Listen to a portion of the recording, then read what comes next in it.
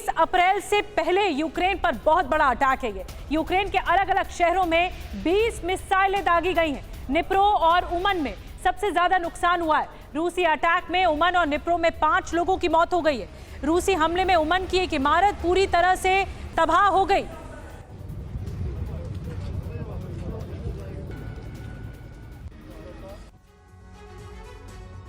तो ये यूक्रेन पर बहुत बड़ा अटैक है। आइए बिग वॉल के जरिए कुछ बड़ी बातें आपको बताते हैं कि यूक्रेन के काउंटर अटैक से पहले ही रूस ने हमला कर दिया, रूस ने अटैक कर दिया। यूक्रेन के काउंटर अटैक से पहले ये रूस का बहुत बड़ा हमला था।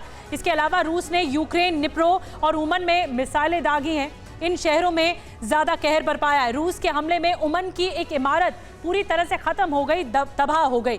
और इसके अलावा आपको बता दें कि निप्रो और उमन में रूसी अटैक से 5 की मौत हो गई है, ये भी बताया जा रहा है। पूरी बिल्डिंगें धुआं धुआं हो गई। कीव की तरफ आ रही रूसी 11 मिसाइलें तबाह हो गई हैं।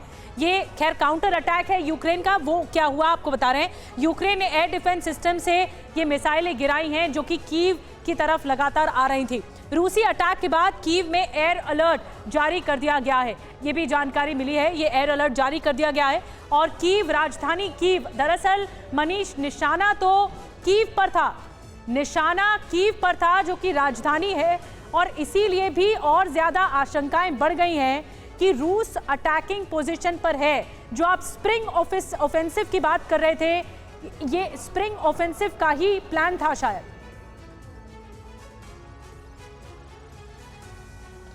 देखिए, मैं आपको बताऊं तो जब मैं लगभग 16-17 घंटे का सफ़र करके मॉस्को से डोनेट्स्क पहुंचा तो रास्ते में मैं यही सोच रहा था कि 30 अप्रैल से पहले हो सकता है कि रूस की तरफ से बड़े पैमाने पर मिसाइल से हमले हों, जो हुए। आज सुबह सवेरे यूक्रेन के 9 इलाके पर हमले हुए।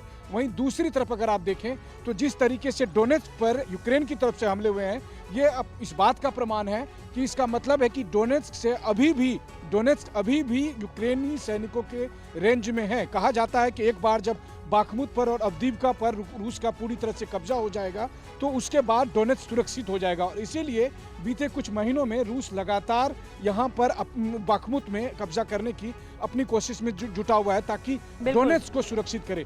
जब तक डोनेट्स्क सुरक्षित नहीं होगा तब तक इस तरह की घटनाएं घटती रहेगी। रूस के हमले का जवाब यूक्रेन देगा, यूक्रेन के हमले का जवाब रूस देगा। लेकिन इन हमलों के जवाब देने के बीच में तारीख आ रही है 30 अप्रैल। 48 घंटे बाद क्या होगा उसकी बानगी ये है, तो जो ऐसा लग रहा है मनीष चारों तरफ देख रहे हैं। जिस रॉकेट गिरा था उसका एक छोटा सा टुकड़ा मैं आपको अभी अपने हाथों में दिखा रहा हूँ। लेकिन आसपास जो आप देख रहे हैं, जैसे ये गाड़ी पूरी तरह से टूट गई है, घर टूट गए हैं, लोग परेशान दिख रहे हैं। इस स्ट्रीट में रहने वाले लोगों को समझ में नहीं आ रहा। छोटे छोटे बच्चे शौक में हैं, महिलाएं शौक में हैं। तो ये सब अभी आगाज है, तो अंजाम कितना भयानक होगा 30 अप्रैल का, ये अभी सोचकर ही मन सिहर उठता है। बड़ी बात कह रहे हैं कि आगाज जब इतना भयानक है तो अंजाम किस हद तक जाएगा। और ऐसा लग रहा है रूस ने 30 अप्रैल से पहले ही ट्रेलर तो दिखा दिया है, तबाही किस कदर होने वाली है। बहरहाल बहुत बहुत शुक्रिया मनीष, ये तस्वीरें पहुंचाने के लिए, ये सुपर एक्सक्लूसिव तस्वीरें हम तक पहुंचाने के लिए।